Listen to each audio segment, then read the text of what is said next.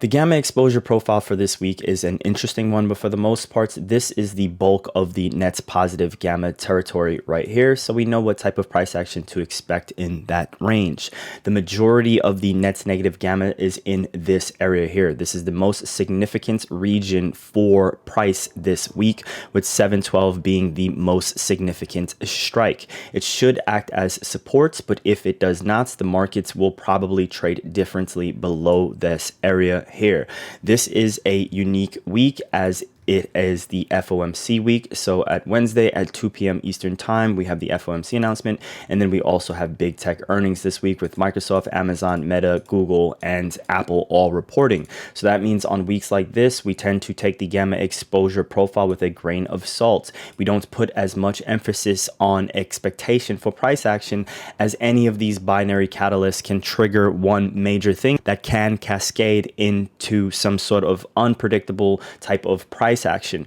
For the most part, though, we operate with the pretense that this area should be supports as long as the market remains above it. If the market gets below it, the profile is a little thin below here. So this is where price can either get sticky on the way down, or it can just fly down to these major support levels. It's hard to tell at this point, especially with such a catalyst driven week.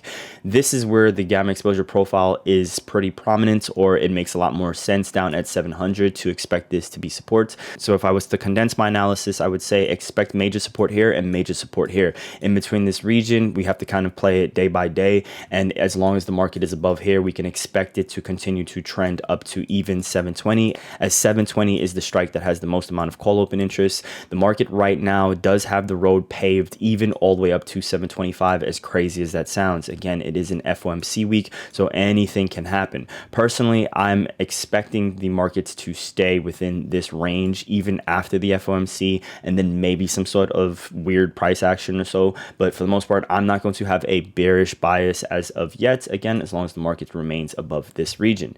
If we just quickly take a look at my notes that I shared within Quant Trading app earlier here today, let's just make sure I'm not missing anything, as this video is going to be a quick one. I don't think it is a week that a trader should put that much risk on. You want to be defensive. I also don't think this is the type of week in which you want to open up a myriad of positions, especially non-directional ones. The problem with opening non-directional trades that are using either Wednesday, Thursday, or Friday's expiration or anything over next week is that implied volatility tends to not decay as fast as we expect it to, which affects theta decay. Or technically, theta decay does not happen at the rates in which we like, so it ends up forcing you to hold the positions longer than you want to. And then the FOMC happens right here, and then you get this rapid fall off of time decay, but you have to take the risk off of holding it past the FOMC. If you hold it past the FOMC and the market goes nowhere, you get a major reward. However, if you hold it past the FOMC and the market just reacts really quickly without giving you a chance to act, you are taking on a significant risk that may not psychologically be worth it to hold. So this is generally a week in which I like to take the back seat. Now, I'm not taking the back seat this week. I do have some risk on. I do want to close the positions, but I'm human. I'm going to take the risk with some of them. The reward is really worth it for me, especially if the market was to pull back to here and then remain here by Thursday or so. It's going to be a big reward, but I'm going to be monitoring the markets come Wednesday. And if I think my schedule is a little bit chaotic, then I'm just going to close out the positions and take the profit that I already have. This is not a week in which I think it's smart to run a weekly iron condor.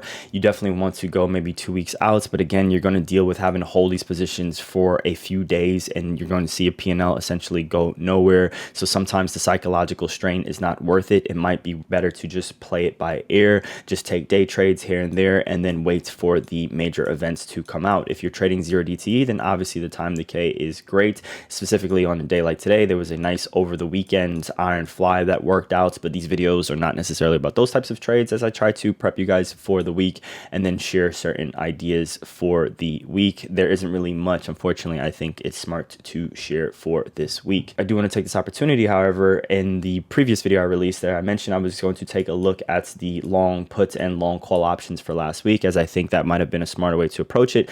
And as I looked at the way those options worked, I just want to correct myself. I don't think it was actually would have been worth it. The options did not move as well as I thought they did. So it means that the spreads, like the butterflies actually targeting these strike prices, and the debit spreads actually worked better than I thought. So I have the same approach. This is a type of week in which I might have said maybe the 720 call might just be worth it to look to trade, or maybe something like the 705 put might be worth it to trade. But just based on the way the market has been moving, I can't say that with full confidence. Right now, we do have a little bit of divergence in the ADS-PD, and then we also have a little bit of divergence in the ADD. As we can see, both of them are down, even though the market is up. That is something that I monitor, and it doesn't instill confidence for me to think that the market is going to continue in a particular direction, which means I might put on a 1 DTE type of position targeting back down to 712. With that being said, implied volatility is also likely going to hold this level right here. If it does not, and we start seeing the VIX trending down, then you guys know that's just going to add extra fuel to the fire for the bull's case that the market is going to trend up to 720, possibly even 725, but 723 is definitely a likely target also. This is what the market looks like on the daily time frame. As we can see, we have a new all-time high here intraday, which is significant for the markets. And then lastly, we have our volume profile. This is the update to the levels that I've made. We just have the previous all-time high, which was right here. Just extended that out. We have last week's value area high and last week's value area low. So these are these significant strikes prices here. And then we have last week's point of control, which I have right here, which is essentially a virgin point of control or a naked point of control, depending on how you call it, since it has not been retested or touched yet. These are levels that I would expect to offer some sort of support if the market was to break down. But again, it is a heavy catalyst week. So support levels can slice and break, as a fundamental catalyst can trigger something much larger in the markets. I did leave this value area high from a couple weeks back here, as it still had a lot of value into last week, and it might offer another trade in the future. And this one is still a virgin level, so that's why it's still up on my charts. But aside from that, we still have some previous demand zones that I've left up on the chart. So relatively speaking, this is a quick video relative to the other ones in which I've released, but for the most part, I wanted to check in with you guys pretty quickly. I almost didn't make the video because I didn't really think there was much value, but then I remember you guys that are not in QTA might be interested in the levels that I do have on my charts. It's definitely a lot more than I generally would plot on a chart. I made these low opacity. They're just unique because they are net positive gamma strikes in a net negative gamma territory. So things are relatively mixed in this area, but this is a strong net positive gamma exposure island. That just means it is a net positive gamma strike surrounded by a lot of net negative gamma. That's just a terminology that I like to use for these things. And that is a wrap, I think, on this video. So if you guys learned something, let me know in the comments down below. Like it, subscribe if you're new here. Make sure to follow along on this weekly series, and I'll catch you guys in the next one. Take care.